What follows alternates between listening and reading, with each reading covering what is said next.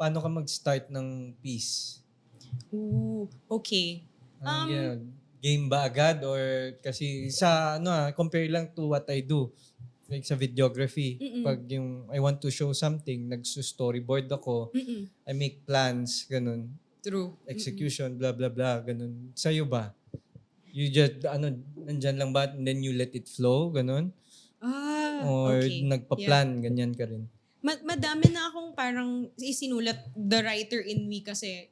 So kapag meron akong ino-overthink, sinusulat ko siya kahit notes lang or nagno-notes ako. Tapos na-realize ko na, hala yung notes ko parang may mga certain drawings pala.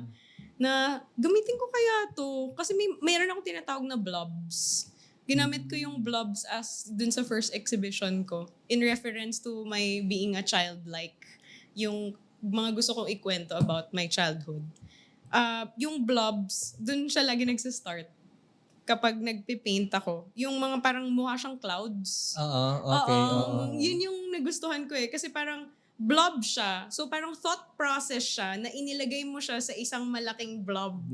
Yeah. So dun ko siya ini-start lagi. Like comparing it to mine na naman na pag may plan ako, ganyan, when I'm going out for a shoot, may plan ako, hindi naman nasusunod talaga yun eh. Hindi. Yung may mga nangyayari doon na you just have to let happen.